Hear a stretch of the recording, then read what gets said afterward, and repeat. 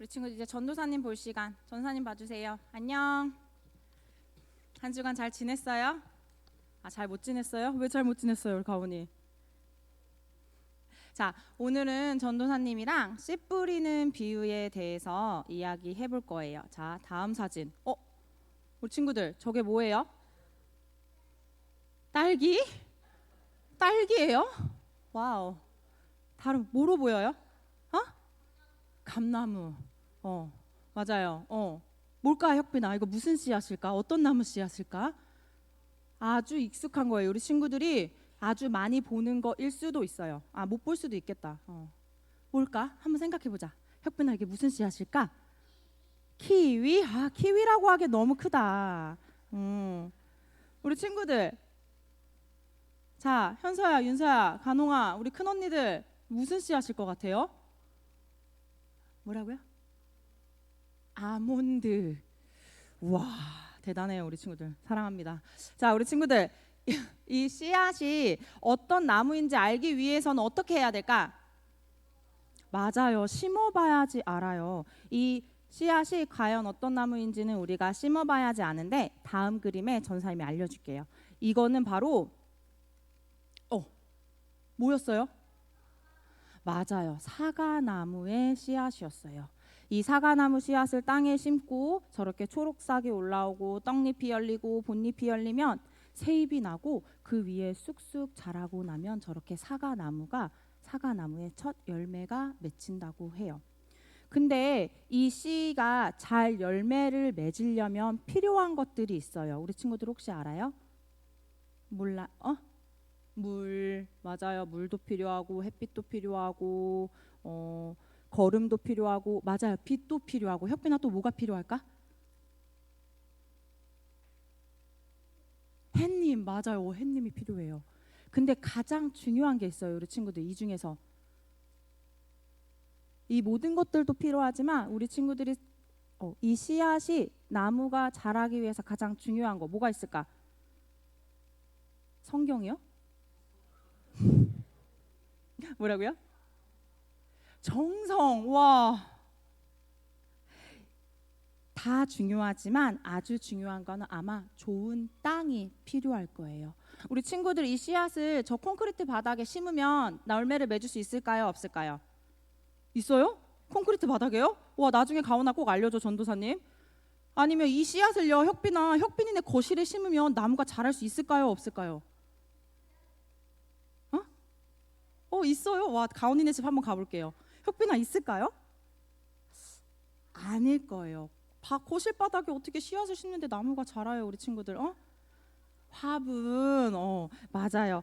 이 씨앗을 심기 위해서는 아주 좋은 땅이 있어야지만 사과나무에 많은 열매를 맺을 수 있을 거예요. 근데 전산이 갑자기 이 씨앗을 왜 보여줬을까?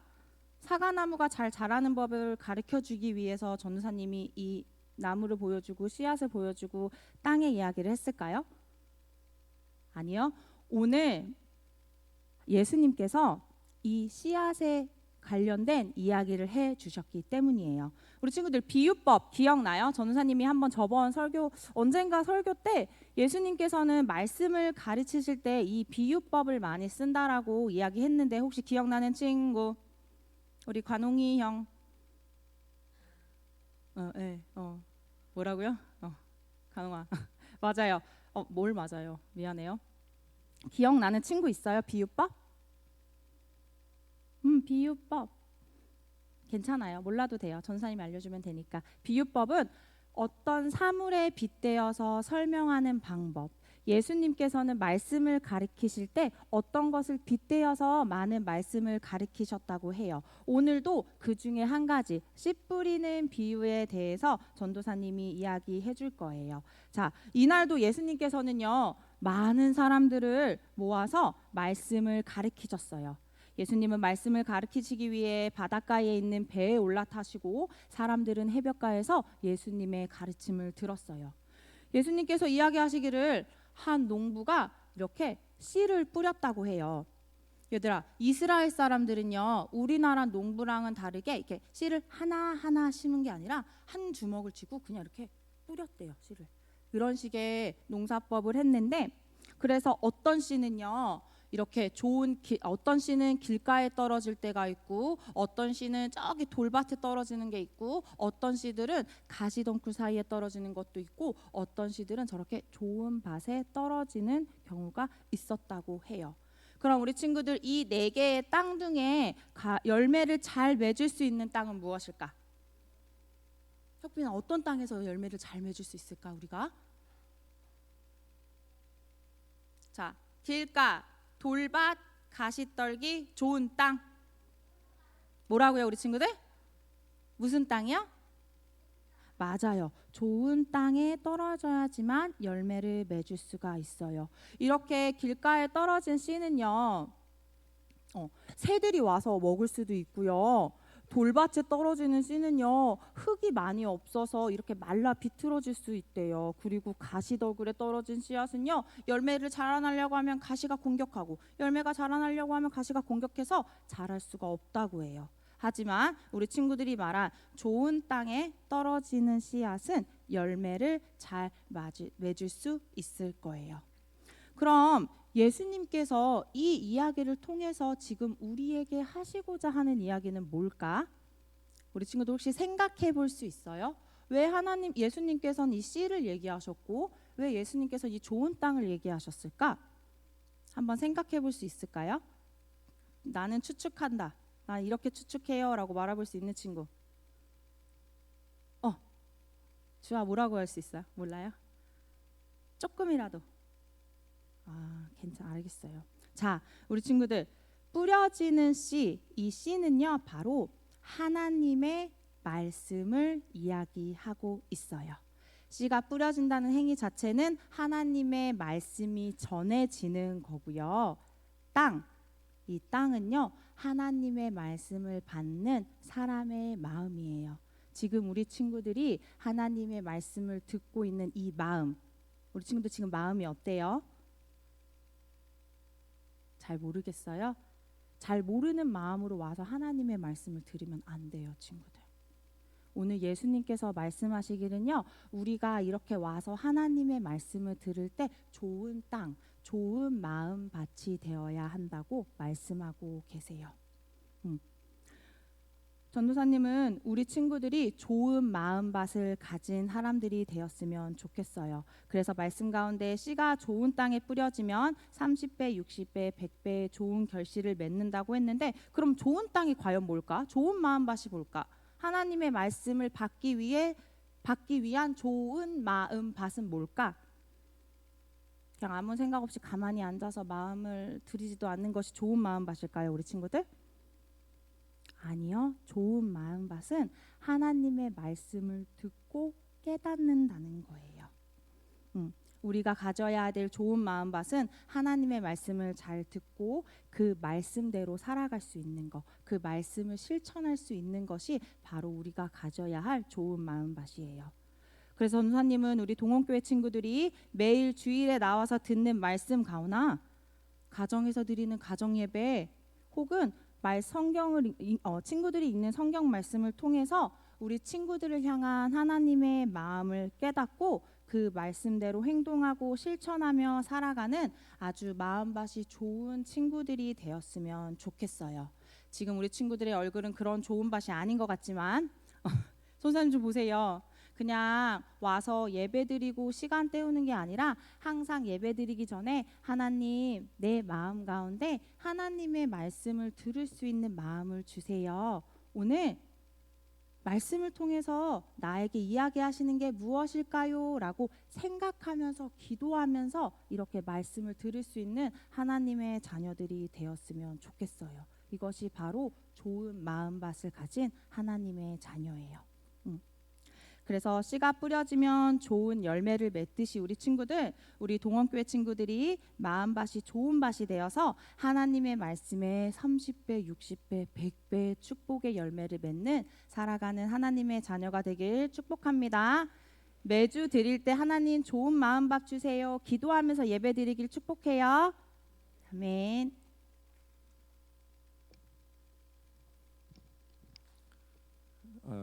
전도사님께서 이제 씨 뿌린 비유의 핵심을 잘 말씀을 해주셨고, 제가 이제 좀 더 이제 우리 구체적으로 어른들에게 좋은 마음 밭이 어떤 밭인가를 말씀을 드리고자 합니다. 한 몇 주간 하나님 나라 시리즈를 설교를 하려고 합니다. 예수님께서 하나님 나라를 비유로 설명하셨습니다. 비유는 우리 전사님 말씀하셨듯이 파라볼레라고 하는데 옆에 두고 보다 이런 뜻입니다. 옆에 두고 보면서 실체를 더 정확하게 알 수 있도록 설명하는 것이 비유의 목적입니다. 하나님 나라가 어떤 것일까 제자들에게 이 씨 뿌리는 비유로 설명을 해주신 것입니다.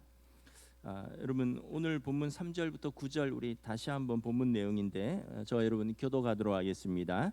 예수께서 비유로 여러 가지를 그들에게 말씀하여 이르시되, 자 교독합니다. 여러분 성경 찾아보세요. 3절부터 9절 제가 다시 읽겠습니다. 예수께서 비유로 여러 가지를 그들에게 말씀하여 이르시되, 뿌릴새 더러는 길가에 떨어짐에 새들이 와서 먹어버렸고, 더러는 흙이 얕은 돌밭에 떨어짐에 흙이 깊지 아니하므로 곧 싹이 나오나, 해가 돋은 후에 타서 뿌리가 없으므로 말랐고, 더러는 가시 떨기 위에 떨어짐에 가시가 자라서 기운을 막았고, 더러는 좋은 땅에 떨어짐에 어떤 것은 100배, 어떤 것은 60배, 어떤 것은 30배의 결실을 하였느니라. 자 함께 읽습니다. 귀 있는 자는 들으라 하시니라. 아멘. 자, 네 가지 밭이 나오죠. 길가에 떨어진 씨앗이 있다 그랬습니다. 길가에 떨어진 씨는 우리 아까 방금 전사님 말씀하신데 어떻게 되었죠? 새들이 와서 먹어버렸습니다. 밭이 그 씨를 흡수하지 못하면 새들이 와서 먹는다는 거죠. 돌밭에 떨어진 씨는 어떻게 되었습니까? 뿌리를 내리려고 했는데 돌이 있어서 뿌리가 깊이 내리지 못하니까 해가 돋고 타서 말라 죽어버렸습니다. 가시떨기 위에 떨어진 씨는 어떻게 되었습니까? 흙이니까 뿌리를 내렸고 싹이 나왔는데 줄기가 자라다가 억센 가시의 기운이 막혀서 제대로 자라지 못하게 되었습니다. 그리고 좋은 땅에 떨어진 씨는 흙도 부드럽고 방해받는 것도 없으니까 잘 자라서 30배, 60배, 100배의 열매를 맺었다라는 거죠. 이 네 가지 밭에 뿌려진 비유는 예수님께서 다행히 친히 설명을 해주셨습니다. 뭐 제가 설명할 필요 없이 예수님께서 친히 네 가지 밭을 설명을 해주셨습니다. 이 네 가지 밭은 우리의 마음 밭이라는 것이죠. 자, 길가 밭은 어떤 밭인가? 우리 오늘 본문 18절 19절 함께 봉독합니다. 시작. 그런즉 씨 뿌리는 비유를 들으라. 아무나 천국 말씀을 듣고 깨닫지 못할 때는 악한 자가 와서 그 마음에 뿌려진 것을 빼앗나니 이는 곧 길가에 뿌려진 자요.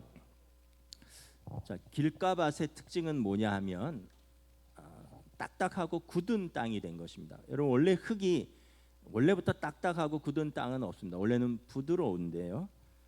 왜 딱딱해지냐 하면 오랜 시간 사람들이 밟고 다녀서 그 흙이 굳고 딱딱해진 것입니다.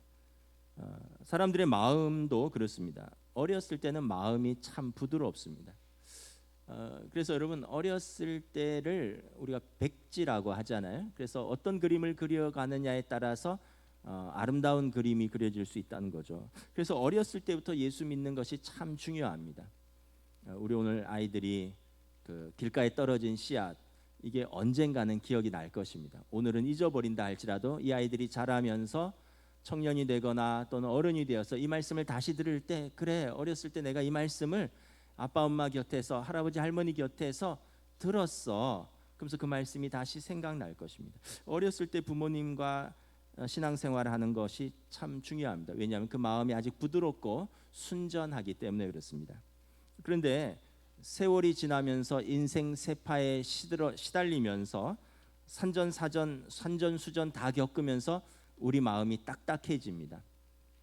자신의 생각도 있고요, 자신의 경험도 축적되고요. 내가 이렇게 살았는데 그러면서 또 세상 가운데 죄도 짓고 우리의 마음밭이 딱딱해집니다. 완고하고 냉소적인 마음을 갖게 됩니다. 이제는 어떤 말씀을 들어도 별로 감동이 되거나 그 말씀에 설레지가 않습니다. 왜냐하면 마음이 딱딱해졌기 때문에 그렇습니다. 19절에 보면 말씀이 떨어져서 그 마음이 딱딱해지면 어떻게 되냐 하면 새가 와서 그 씨앗을 쪼아 버립니다. 누가복음에 보면 사단이 와서 그 말씀을 거두어 간다라고 말씀을 합니다. 하나님께서는 우리에게 말씀을 뿌렸는데 우리의 마음밭이 그것을 받아들이지 않으면 사단이 와서 그 말씀을 빼앗아 가 버린다는 것입니다.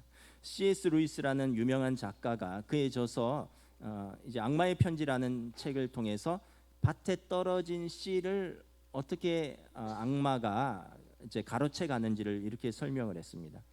어떤 사람이 도서관에서 성경을 읽다가 하나님을 더 잘 알고 싶은 마음이 생겼습니다. 하나님을 더 잘 알고 싶고 하나님과 더 가까워지고 싶은 마음이 들었습니다. 그때 악마가 속삭입니다. 지금 점심시간이야. 밥 먹고 해. 그래서 이분이 이제 성경을 덮고 밥을 먹으러 갔습니다. 밥을 먹고 다시 돌아와서 말씀을 읽으려고 하는데 사단이 또 마음에 속삭입니다. 너 집에 가서 할 일이 얼마나 많은데 또 바쁘잖아.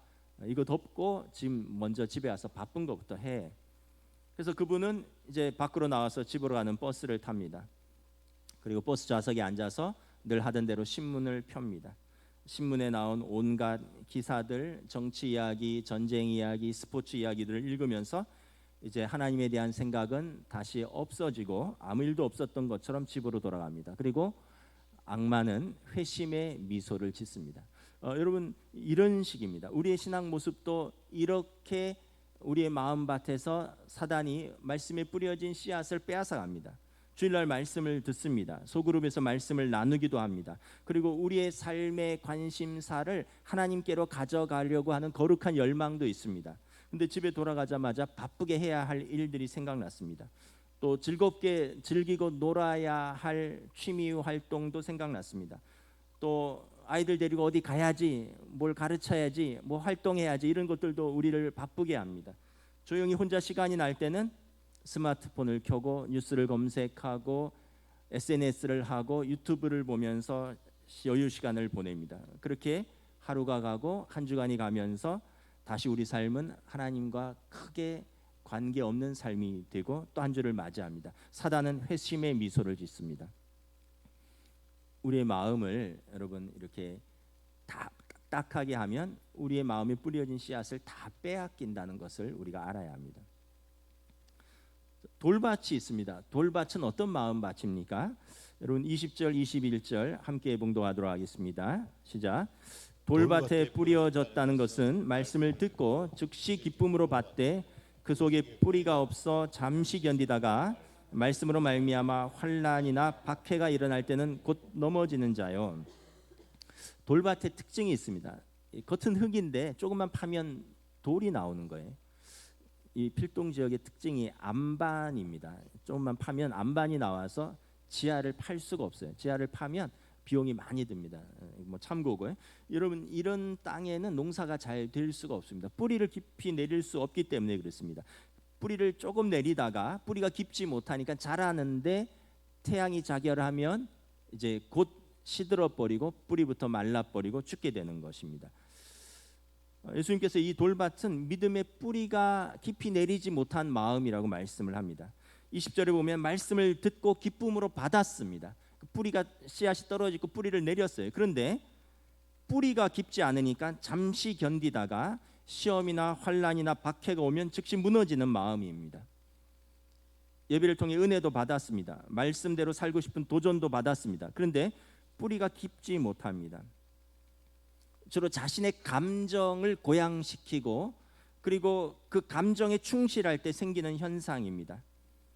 자신의 감정을 깊이 고양시키는 예배, 찬양, 그런 말씀을 추구합니다. 그런 예배를 드리면 뭔가 후련하고 큰 은혜를 받은 것 같습니다. 그런데 그 예배를 떠나서 다시 삶에 들어가 자리로 돌아가면 다시 삶의 문제는 그대로 있습니다.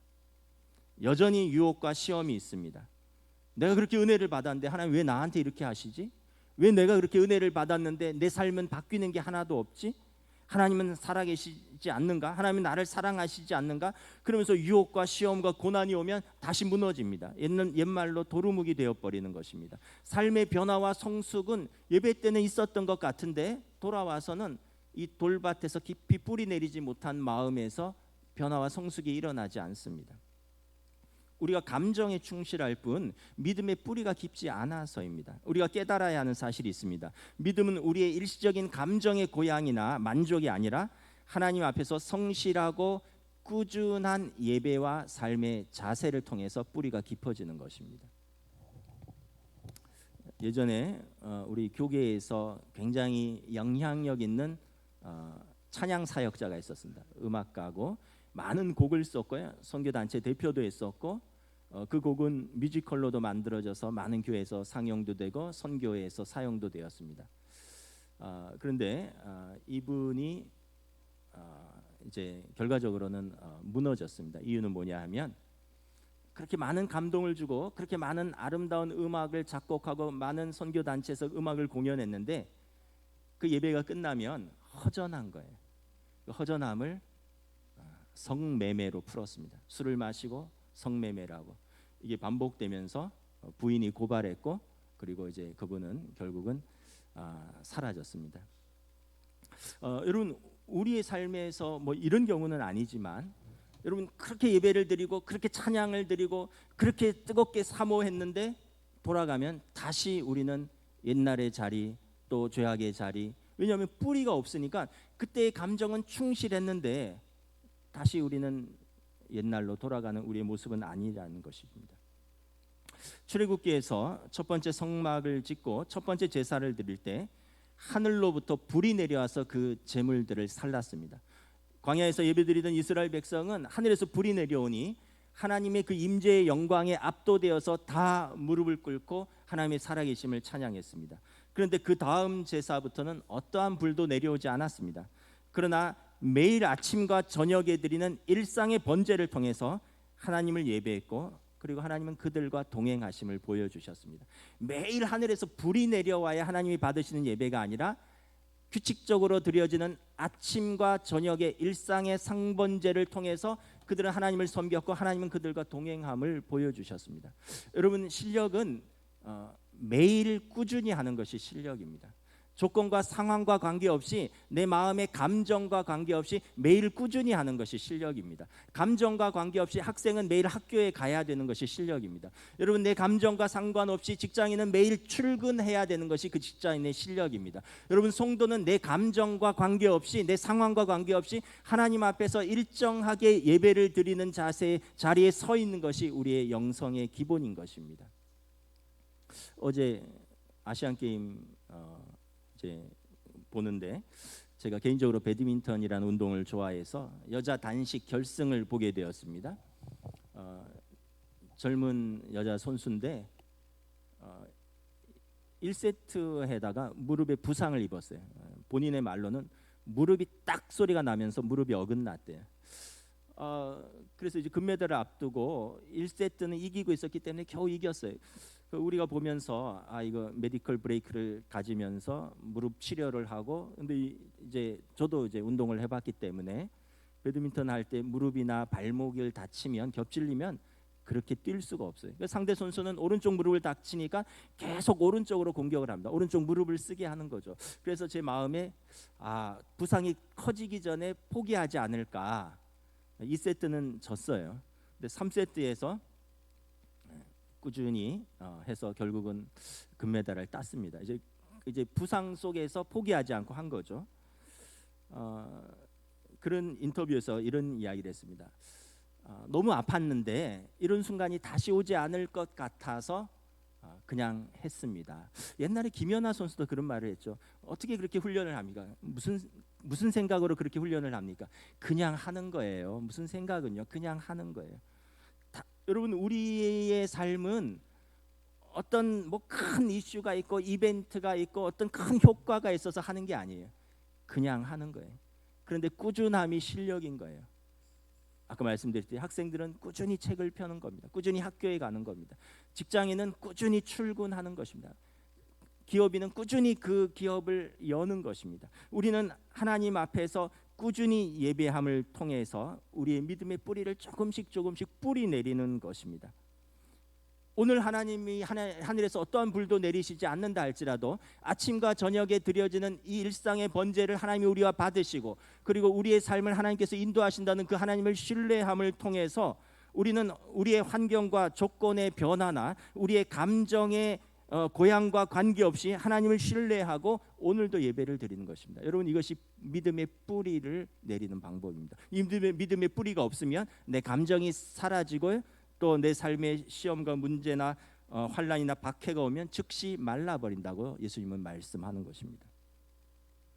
세 번째, 가시떨기 밭이 있습니다. 가시떨기 밭, 오늘 본문 22절 함께 봉독하도록 하겠습니다. 시작. 가시떨기에 뿌려졌다는 것은 말씀을 들으나 세상의 염려와 재물의 유혹의 말씀이 막혀 결실하지 못하는 자요. 가시밭은 땅 자체는 문제가 없어요. 땅 아래는 문제가 없습니다. 흙도 부드럽고 밑에 돌도 없어요. 그래서 이 씨앗이 뿌리를 내리고 그리고 뿌리를 깊이 내릴 수도 있습니다. 그리고 싹이 트고 가지가 자라는데, 줄기가 자라는데 연약한 줄기가 이내 가시덤불에 막혀버립니다. 억센 가시덤불에 막혀서 곧게 자라지 못하고 더 성장하지 못하는 것입니다. 결국 자라지 못하니 열매를 맺지 못합니다. 예수님께서 이 가시덤불은 세상의 염려와 재물의 유혹에 우리가 막혔다라고 말씀을 합니다. 우리의 믿음도 그렇습니다. 믿음이 없는 것이 아니에요. 심지어 모태신앙으로 태어났습니다. 십수년을 신앙생활을 했습니다. 근데 항상 우리의 우선순위는 세상에 밀립니다. 세상의 우선순위에 밀려버립니다.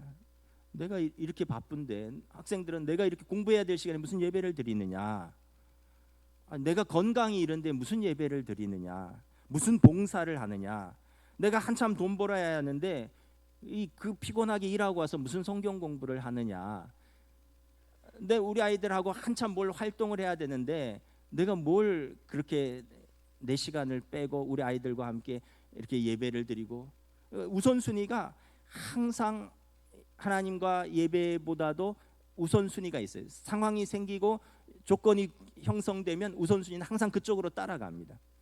그러다 보니까 수많은 근심과 염려의 가시덤불에 엉켜서 우리의 믿음이 성장할 수 있을 시기에 성장하지 못하는 것입니다. 공부하지 말라는 이야기가 아니에요. 돈을 벌지 말라는 이야기가 아닙니다. 취미생활이나 가족들의 모임을 포기하라는 것도 아닙니다. 우리 아이들의 활동을 막으라는 것도 아닙니다. 나의 우선순위가 어디 있느냐라는 것입니다. 나의 마음밭에 여러 가지 가시덤불이 자라도록 그대로 방치해서 나의 믿음과 같이 자라면서 가시덤불이 자라서 이 내 믿음을 이렇게 자라지 못하게 가로막는데 그대로 버려두실 거냐라는 것입니다. 결국 우리의 선택입니다. 깊이 생각해 보셔야 됩니다. 좋은 밭에서 어떤 일이 일어납니까? 23절 함께 봉독하겠습니다. 좋은 땅에 뿌려졌다는 것은 말씀을 듣고 깨닫는 자니 결실하여 어떤 것은 100배, 어떤 것은 60배, 어떤 것은 30배가 되느니라 하시더라. 좋은 밭은 옥토라고 하죠. 흙도 부드럽고요, 땅 밑에 돌도 없고 땅 위에 가시덤불도 없습니다. 그래서 뿌리가 이제 씨앗이 뿌리를 내렸고 물과 양분이 공급되고 빛이 공급되니까 잘 자랍니다. 그러면서 이제 열매를 맺습니다. 30배, 60배, 100배의 열매를 맺습니다. 근데 여러분, 아까 원래부터 딱딱한 밭도 없었다는 것처럼 원래부터 옥토도 없습니다. 옥토는 가꾼 것입니다. 밭에 돌을 골라내고 딱딱한 땅을 갈아서 기경하고 돌을 골라내고 가시덤불을 채해서 뽑아서 옥토를 일군 것입니다. 우리의 마음밭을 가꾸라는 것입니다. 씨 뿌린 비유에 교훈이 있습니다. 다행히 예수님께서 이 비유를 제자들에게 친히 설명해 주셨어요. 첫째는 여러분, 차별 없는 하나님의 말씀입니다. 농부가 옥토에만 좋은 씨를 뿌리고 길가나 돌밭에는 나쁜 씨를 뿌린 것이 아닙니다. 차별 없는 하나님의 말씀, 농부는 동일한 씨를 뿌렸습니다. 예수님이 이 말씀을 제자들에게만 하시지 않으셨습니다. 성경이 기록됐다는 것은 그 당시의 제자들과 그리고 유대인들과 이방인들 그리고 오는 세대의 모든 사람들이 들을 수 있도록 예수님이 말씀하신 것입니다. 그런데 모두가 들었으나 깨닫지 못하는 것이 현실입니다. 그러나 우리는 복음은 뿌려야 되는 것입니다. 듣지 못했는데 어찌 깨달을 수 있겠습니까? 그래서 우리는 듣든 듣지 못하든 우리는 뿌려야 되는 사명이 있습니다. 우리의 가정에, 우리의 자녀들에게 이 복음의 말씀을 뿌릴 수 있도록 함께 하나님 앞에 나와야 합니다. 또 우리가 섬기는 가정과 일터와 사회에서, 또 민족과 역사 앞에서 교회는 복음을 선포하는 사명을 가지고 있습니다. 열매 맺는 것은 하나님의 몫이고 또 우리의 응답이 합쳐지는 것인데, 뿌리는 것은 우리의 사명입니다. 또한 여러분, 우리가 깨달아야 할 것은 뭐냐 하면, 새들이 와서 쪼아 먹어버렸다는 것은 영원히 기회가 있다라는 것이 아닙니다. 우리의 기회는 한정적입니다. 하나님께서 부르실 때 열매 맺지 못했다면 여러분, 우리는 그것을 어떻게 설명할 수 있겠습니까? 또한 듣는 귀가 있어야 된다는 거예요. 여러분, 중요한 것은 듣는 귀입니다. 오늘 본문 9절에서 예수님께서 말씀하셨습니다. 들을 귀 있는 자는 들으라 하시니라. 여러분, 우리가 여러 곳에 귀를 기울이고 있습니다. 내가 좋아하는 스포츠라든지, 또 학생들은 공부하면 어떻게 공부를 더 잘할 수 있을까? 어떤 사람들은 어떻게 하면 내 일을 더 잘할 수 있을까? 어떻게 하면 돈을 잘 벌 수 있을까? 어떻게 하면 더 투자할 수 있을까? 어떻게 하면 땅값이 오르는가? 다른 곳에 귀를 활짝 여는데 우리가 하나님의 말씀에 우리 귀를 여는가라는 것입니다. 들을 귀 있는 자는 들으라. 말씀을 뿌렸습니다. 그리고 듣는 것은 우리의 몫인 것입니다. 그래서 우리가 기도해야 됩니다. 하나님의 말씀을 겸손히 들을 수 있도록 우리에게 듣는 귀를 열어주소서.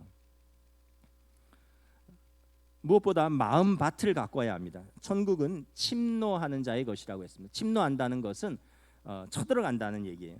가만히 있는 것이 아니라, 가만히 있는데 저절로 열매 맺는 게 아니에요. 나는 가만히 있고 한번 나를 감동시켜봐라, 나는 가만히 있고 한번 나에게 은혜를 끼쳐봐라가 아니라, 내가 하나님의 말씀을 적극적으로 붙들고 씨름하고 순종하고, 그래서 열매 맺을 수 있도록 내가 하나님 앞에서 응답해야 된다라는 거예요. 천국은 침노하는 자의 것입니다. 우리의 마음밭에 하나님의 말씀이 떨어짐에 뿌리 내리고 잘 자라서 열매 맺을 수 있도록 우리 마음밭을 잘 가꿔야 합니다. 딱딱한 마음밭을 기경해야 됩니다. 순종해서 부드럽게 만들어야 됩니다. 그리고 말씀하신 것처럼 우리의 우선순위들, 돌들을 골라내고 세상의 염려와 재물의 유혹, 가시덤불들과 같이 있는 것이 아니라 그것들을 제하하면서 우리의 마음밭을 가꿔야 해주는 것입니다. 누가 해주는 것이 아니라 내가 내 삶의 주권을 하나님께 올려드리고 성령님의 음성에 순종할 때 성령님께서 우리의 마음밭에 함께 역사하시는 것입니다. 나는 가만히 있고 하나님이 내 마음밭을 만들어주는 게 아니에요. 하나님은 인격적이신 분입니다. 하나님과 우리가 함께 우리의 마음밭을 가꾸어가고 그때 열매 맺는 것입니다. 말씀을 정리하겠습니다. 두 가지 천국, 하나님 나라가 있습니다. 첫째는 하나님 나라의 장소성입니다. 하나님 나라의 장소성은 우리가 가는 하나님 나라입니다. 예수님께서 요한복음 14장에서 너희는 마음에 근심하지 말라, 하나님을 믿으니 또 나를 믿으라. 내 아버지 집에 거할 곳이 많도다. 그렇지 않으면 내가 너희에게 일렀으리라. 내가 너희를 위하여 거처를 예비하러 가노니 가서 너희를 위하여 거처를 예비하면 내가 다시 와서 너희를 내게로 영접하여 나 있는 곳에 너희도 있게 하리라. 그래서 우리는 예수님께서 먼저 예비하신 하나님 나라에 갈 것입니다. 이것이 우리의 하나님 나라의 장소성입니다. 두 번째는 이 땅에서 하나님 나라입니다. 이 땅에서의 하나님 나라는 장소성이라기보다는 우리의 마음의 경향성입니다. 오늘 본문에서 예수님께서 말씀하신 말씀을 받고 말씀을 깨달아 순종하여서 우리의 마음에서 열리는, 그리고 우리의 삶에서 누리는 하나님 나라입니다. 하나님의 말씀이 뿌려짐에 우리의 인격에서 열매 맺는 삶입니다. 삶에서 30배, 60배, 100배의 열매를 맺었다는 것은 부동산 가격이 올랐고 주식값이 올랐고 암호화폐가 올랐고 이런 내용들이 아니에요. 우리 아이가 어느 대학을 갔고 그런 열매가 아닙니다. 우리의 마음에, 우리의 삶의 인격에서 성령의 열매가 맺혔나라는 것입니다. 사랑과 희락과 화평과 오래 참음과 자비와 양성과 충성과 온유와 절제의 열매가 맺혔냐라는 것입니다. 하나님 앞에서 예배드릴 때, 교회 와서는 그렇게 친절할 텐데 밖에 나가서는 그렇게 무례하다면 과연 그 사람은 성령의 열매 맺는 성도의 삶인가라는 것입니다. 여러분, 하나님 앞에서 예배할 때 교회에서는 그렇게 친절한데 집에 돌아가서 가족들에게는 무례한 폭군이고 무례한 자녀고 무례한 부모라고 무례한 배우자라면 과연 성령의 열매가 그의 삶에 맺히느냐라는 것입니다. 과연 하나님의 말씀을 들었고 그리고 그 말씀이 뿌리를 내리고 인격의 열매를 맺히는가라는 것입니다. 결국 우리 삶과 우리의 신앙의 갭이 적을수록 여러분 성령의 열매 맺는 삶이라는 것입니다. 그래서 우리 주변에 내가 변화되었고 우리 주변에 나로 말미암아 하나님의 나라를 함께 누려야 되는 것입니다. 여러분들을 통해서 여러분들의 가족이 하나님 나라를 누려야 하는 것입니다. 로마서 14장 17절에 하나님 나라는 먹고 마시는 것이 아니요 오직 성령 안에 있는 의와 평강과 희락이니라. 맨날 너 뭐 먹고 살래 이런 걸로 싸우지 마시고 하나님 나라는 뭐 먹고 사는 문제가 아니라 의와 평강과 희락이라. 가정에서 부부는 하나님의 말씀을 따라 사랑으로 서로를 존중하고 자녀들은 부모를 공경하고 부모는 자애와 믿음으로 자녀들을 양육하고 그래서 여러분들의 가정에 의와 평강과 희락이 넘치는 것이 하나님 나라의 열매를 맺는 것입니다. 나아가서 우리가 속한 공동체 우리 교회에서 그리고 우리가 살고 있는 일하는 일터 우리 나라에서 역사 속에서 우리를 통하여 우리 이웃들에게 하나님의 사랑이 증거되고 그래서 우리가 증거한 우리의 증언과 우리의 살아가는 삶 우리의 증언과 우리의 삶이 일치해서 저들로 하여금 하나님의 말씀이 그들에게도 선포되며 그들도 그 말씀을 듣고 열매 맺을 수 있도록 여러분 우리가 증거하는 삶을 살아가는 것이 이것이 여러분 우리의 열매 맺는 삶인 것입니다. 저와 여러분들의 삶에 하나님 나라가 임하시기를 우리 주님의 이름으로 축복합니다. 찬양하시겠습니다. 찬송가 200장입니다.